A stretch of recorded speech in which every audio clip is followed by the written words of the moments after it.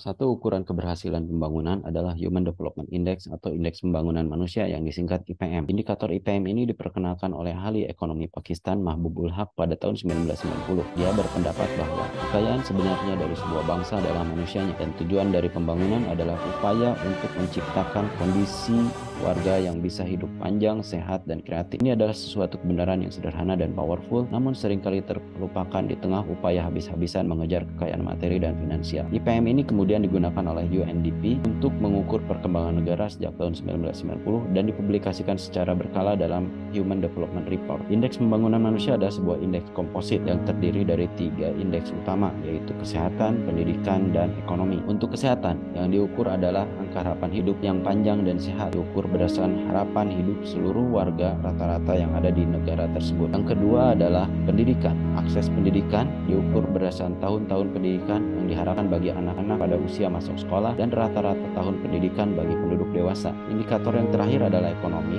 diukur berdasarkan pendapatan nasional bruto per kapita yang disesuaikan dengan tingkat harga di setiap negara. Ini untuk menggambarkan standar hidup yang layak di setiap negara. IPM dapat dan biasa digunakan untuk menentukan peringkat atau level pembangunan di wilayah atau negara. Tingkat dunia, UNDP setiap tahun mengukur pembangunan negara. Selain itu, IPM juga bisa digunakan untuk membandingkan perkembangan pembangunan antar negara. Selain untuk menilai dan membandingkan pembangunan antar negara, IPM ini juga bisa digunakan untuk menilai pembangunan daerah. End of Take 1.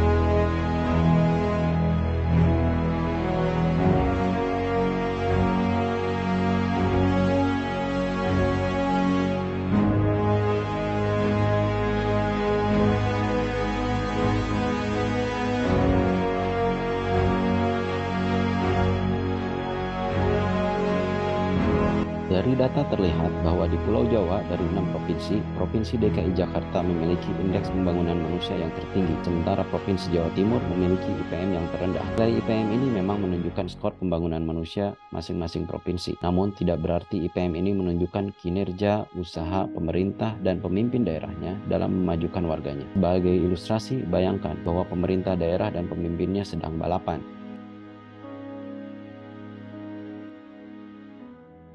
Anggap saja titik akhirnya adalah tahun 2021 dan titik awalnya tahun 2017. Di titik awal tahun 2017, kita bisa lihat bahwa ada gubernur yang muda, sudah dan sedang berkuasa, yaitu Sri Sultan Hamengkubuwono X, Gubernur DIY, dan Ganjar Pranowo, Gubernur Jawa Tengah. Jadi mereka sudah berjalan 5 tahun. Lalu Wahidin Halim, Gubernur Banten, dan Anies Baswedan, Gubernur Jakarta, baru tahun 2017 memulai kinerjanya.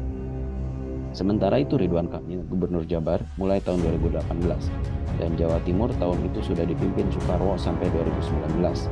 Dilanjutkan Hovifah Indar Parawansa sampai sekarang. Dengan demikian terlihat bahwa pada tahun 2017, balapan pembangunan antar provinsi ini tidak dimulai dari titik start yang sama seperti balap lari, tapi ini merupakan lebih mirip balap mobil. Ilustrasi balap mobil lebih cocok di mana mobil membalap tidak pada posisi start yang sama, walaupun waktunya sama. Untuk posisi start, kita bisa tentukan nanti dari nilai IPM di awal balapan di tahun 2017. Bayangkan misalnya, pembalap ini adalah pemimpin dari setiap provinsi.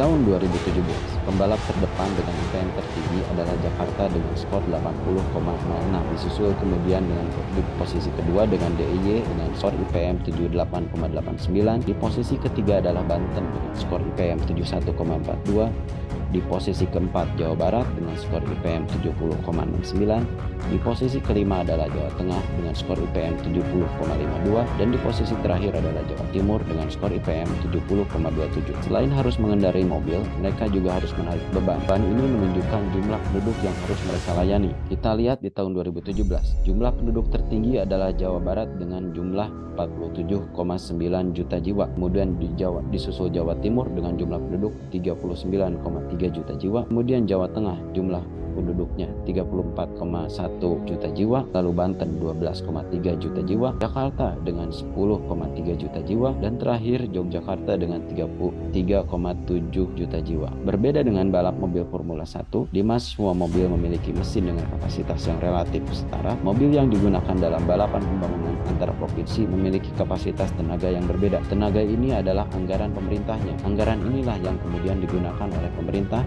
dalam hal ini para sopir, untuk membangun dan meningkatkan IPM suatu daerah yang dipimpinnya, meningkatkan pembangunan manusia di daerahnya. Yang harus kita pahami bahwa peningkatan IPM di suatu provinsi bukan hanya hasil kerja provinsinya, tapi juga seluruh kabupaten dan kota yang ada di provinsi tersebut. Sehingga anggaran yang menjadi sumber daya balapan pun merupakan gabungan anggaran provinsi dan seluruh kabupaten kota yang ada di provinsi tersebut. Tapi jangan lupa, total anggaran ini hanya mencerminkan total sumber daya, total tenaga, dan belum mencerminkan beban manusia yang harus ditarik. Sehingga kita harus memperhitungkan total manusia tersebut dengan membagi total anggaran ini dengan jumlah penduduk yang ada di setiap provinsi, sehingga kita bisa mendapatkan angka anggaran per kapita atau anggaran per kepala penduduk. Di sini bisa kita lihat bahwa anggaran per kapita provinsi berbeda-beda. Provinsi DKI Jakarta bisa membelanjakan senilai 4,9 juta rupiah per kepala warganya. Ini membuat Provinsi DKI Jakarta sebagai provinsi dengan anggaran per kapita tertinggi. Ini kita ilustrasikan dengan mobil truk Scania 10 roda untuk menggambarkan tenaganya. Kemudian disusul dengan Provinsi DIY dengan anggaran sebesar 3,78 juta rupiah per kepala warganya. Kita ilustrasikan dengan truk Hino 6 roda. Di bawahnya adalah anggaran per kapita Provinsi Jawa Timur yang senilai 2,88 juta per kepala warganya. Ilustrasinya adalah truk Isuzu Elf Engkel. Di bawahnya lagi adalah Provinsi Jawa Tengah dengan anggaran per kapita 2,85 juta rupiah. Ilustrasinya adalah mobil Toyota Innova. Kedua terbawah adalah Provinsi Banten dengan anggaran per kapita 2,61 juta rupiah. Kita ilustrasikan dengan mobil Toyota Avanza. Dan di posisi terbawah adalah Provinsi Jawa Barat dengan anggaran per kapita 2,44 juta rupiah per kepala penduduknya. Anggap saja ilustrasinya adalah mobil Daihatsu Alia. Dan ini adalah posisi starting grid balap pembangunan antara provinsi yang sepertinya lebih menggambarkan kondisi yang lebih realistis. Lalu bagaimana jalannya balapan? Kita tunggu pada episode balapan berikutnya.